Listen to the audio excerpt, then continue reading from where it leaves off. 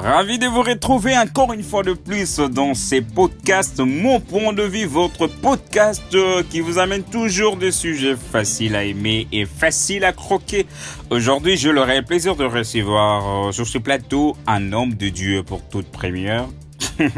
Nous recevons un homme de Dieu, Monsieur Léon Mitango, que je laisserai tout à l'heure se présenter en large et en détail.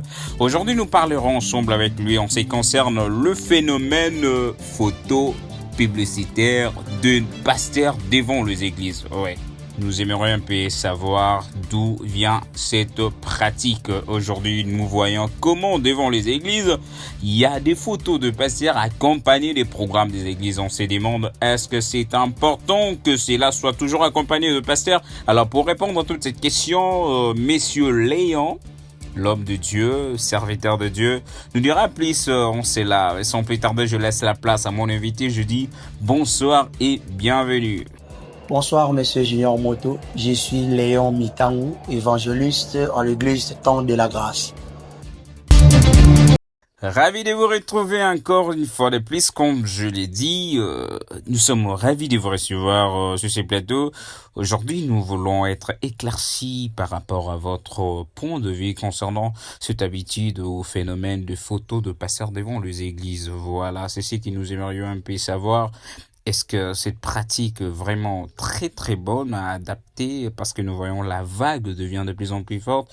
Alors pour débattre cela, nous avons prévu 4 petites questions, à savoir la première est quelle est l'origine du phénomène quelle est l'origine de ce phénomène de photos de pasteurs devant les églises? Quand je parle de photos de pasteurs, ils sont toujours accompagnés de programmes des églises, bien sûr, mais on s'est dit, est-ce que c'est là important qu'ils soient toujours accompagnés de photos de pasteurs? Alors dites-nous d'où vient ces phénomènes, parce que je ne pense pas que Jésus l'avait laissé.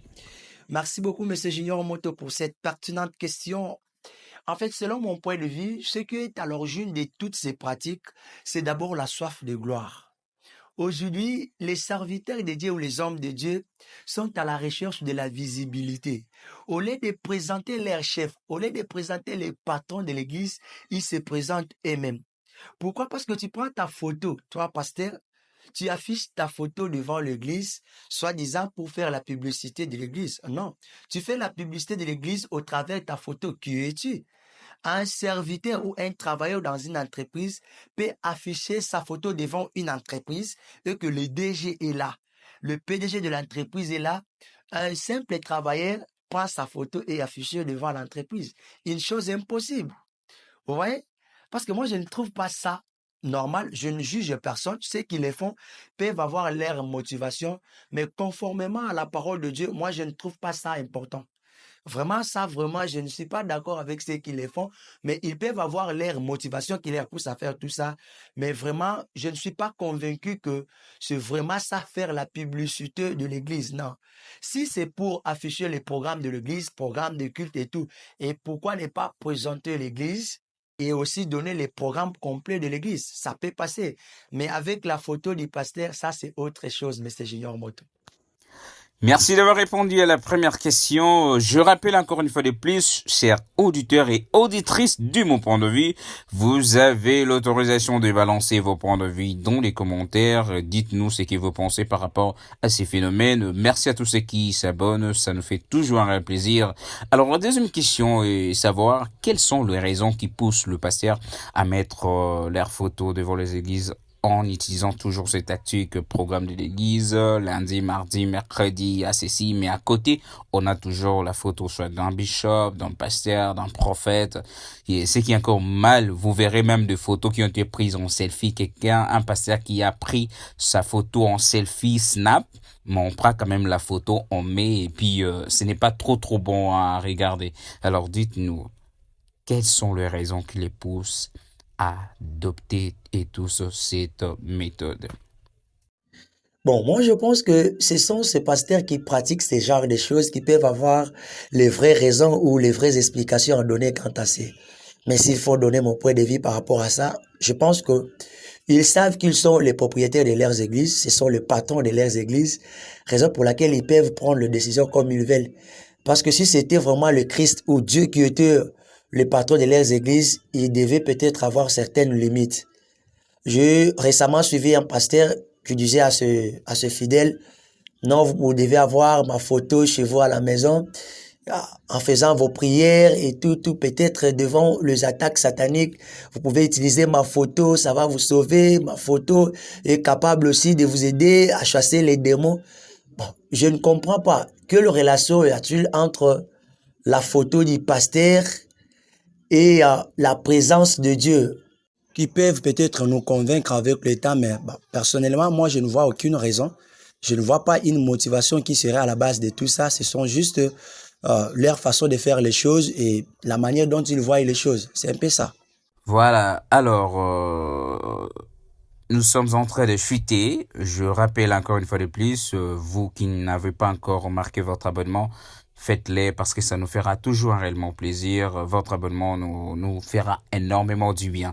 Alors la troisième question, avant de clore à cet épisode, c'est de savoir quel est l'impact de cette pratique sur la communauté et le fidèle. Dites-nous l'impact que ça a lorsque nous voyons cela dans toutes les églises, son impact sur la communauté ainsi que le fidèle. Déjà, ça n'apporte rien. Une inspiration qui n'est pas divine ne peut rien donner d'impact positif. Rien. Rien d'important ne peut sortir là-dessus.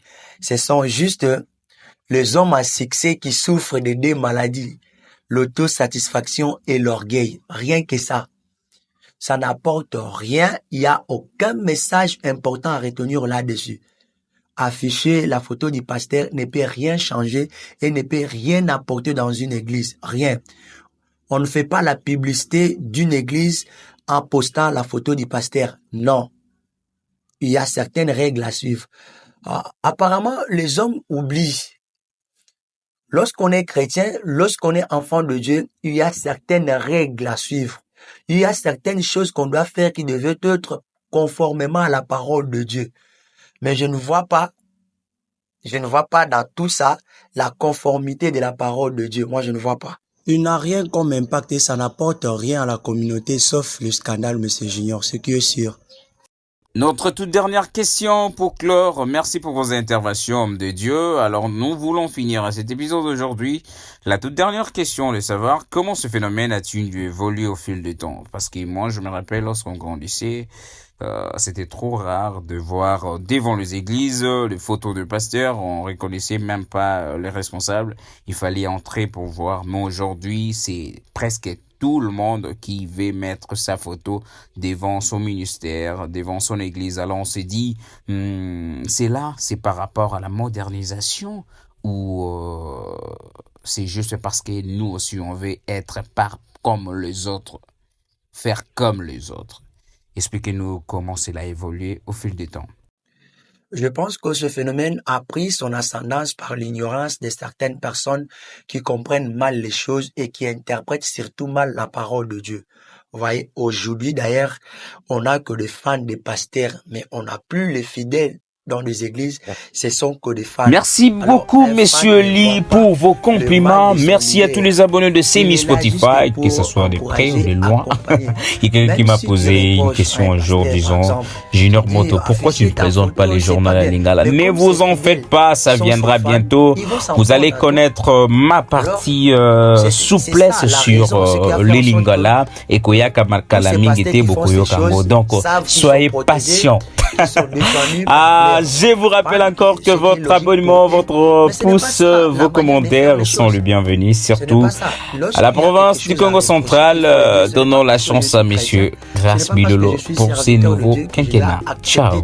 Et je ne dis pas que ma parole est oui et amen. Non, ils peuvent avoir certaines motivations peut-être que moi je ne maîtrise pas, mais je fais mes analyses par rapport à ce que moi je comprends. Donc c'est un peu ça. Merci, monsieur Léon Mitango, d'avoir répondu à notre invitation. Ça a été pour nous un réel plaisir. J'espère votre passage à nous accorder une bénédiction pour que ce travail avance. Alors, nous voulons nous dire au revoir, votre mot de la fin. Merci beaucoup, monsieur Junior Moto, pour l'invitation et surtout pour les sujets qui étaient tellement importants qu'on a abordés. Que mon Dieu vous bénisse, qu'il vous garde vraiment. À chaque fois qu'il y a nécessité, n'hésitez pas de nous faire appel. Nous serons là, nous allons peut-être répondre à toutes vos invitations pour la gloire du Seigneur. Vous avez compris, nous sommes arrivés à la fin de notre épisode d'aujourd'hui. Ça a été pour nous un réel plaisir. Merci à tous ceux qui ont prêté l'oreille à cet échange d'aujourd'hui. N'oubliez pas de marquer votre abonnement, votre commentaire et votre partage.